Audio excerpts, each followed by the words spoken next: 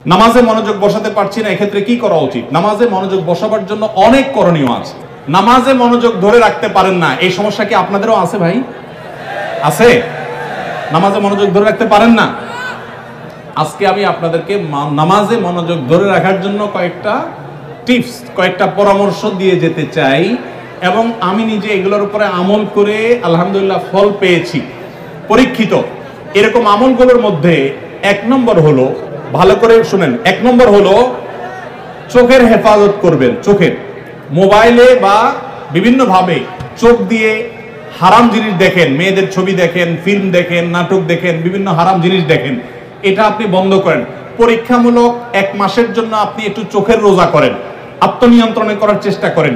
যেই পুরুষ নিজেকে নিয়ন্ত্রণ করতে পারে না, সে আবার কিসের পুরুষ, সে আবার কিসের যুবক?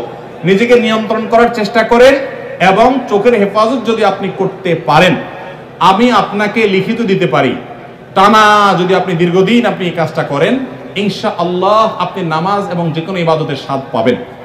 শুরু করবেন অন্তত। দ্বিতীয়ত, হারাম উপার্জন ছাড়তে হবে। কি ছাড়তে হবে? হারাম খাওয়া ছেড়ে দেন, হালাল খাওয়ার গ্রহণ করেন, এটাও ইবাদতে মনোযোগ সৃষ্টি করতে সহযোগিতা করে।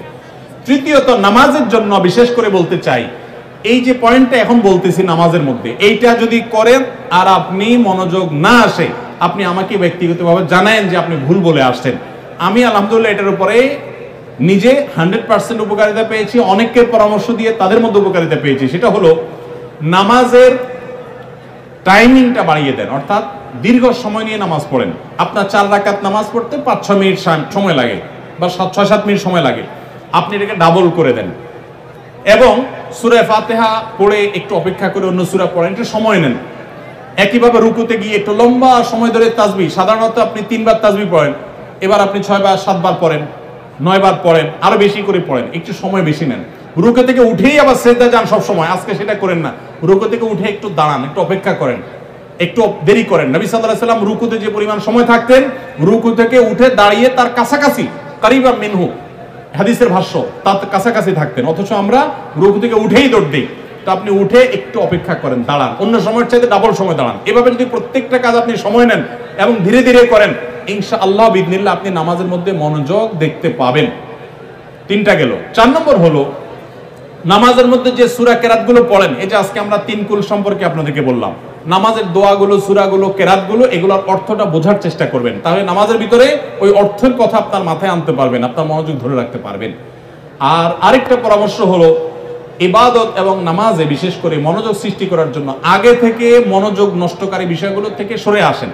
অনেকে আছে মোবাইল টিপতে টিপতে নামাজে দাঁড়ায়, নামাজে ঢোকার আগে, মসজিদে যাওয়ার আগে মোবাইল সুইচ অফ করে ফেলান এবং এরোপ্লেন মোড করে ফেলান, যাতে করে মেসেজ আসলেও টেন না পান।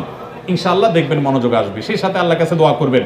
একটা দোয়া শিক্ষা দেই, প্রত্যেক নামাজের পর, 5 ওয়াক্ত নামাজের পর আমার নবী সাল্লাল্লাহু আলাইহি ওয়াসাল্লাম এই দোয়াটা নিয়মিত পড়তেন, আমরাও পড়ার চেষ্টা করব। আল্লাহুম্মা আইন্নি আলা যিকরিকা ওয়া শুকরিকা ওয়া হুসনি ইবাদাতিক, হে আল্লাহ আমাকে আপনি সাহায্য করুন, আপনার জিকির যেন করতে পারি, আপনার শুকরিয়া যেন আদায় করতে পারি, এবং আপনার ইবাদতটা যেন সুন্দর মতো আদায় করতে পারি। এই দোয়াটা 5 ওয়াক্ত নামাজের পরে অর্থ সহকারে বুঝে পড়বেন, ইনশাআল্লাহ আপনার নামাজে আপনি মনোযোগ ধরে রাখতে পারবেন। আল্লাহ আমাদের সবাইকে তৌফিক দান করুন। নামাজের মজা এমন এক জিনিস ভাইরা, আমাদের নবী সাল্লাল্লাহু আলাইহি ওয়াসাল্লাম রাতে যখন নামাজে দাঁড়াতেন, পা ফুলে যেত, রুকুতে যেতেন না, এত সময় ধরে কেরাত পড়তেন, মজা পাইতেন। আর আমাদের কাছে নামাজটা একটা বোঝা, পড়ে শেষ করতে পারলে আমরা বাইরেতে পারলে জান বাঁচে, কারণ মজা পাই না। এজন্য নামাজের স্বাদ আনার জন্য, মনোযোগ সৃষ্টি করবার জন্য এই আমলগুলো আমরা লক্ষ্য রাখবো। আল্লাহ তৌফিক দান করুন।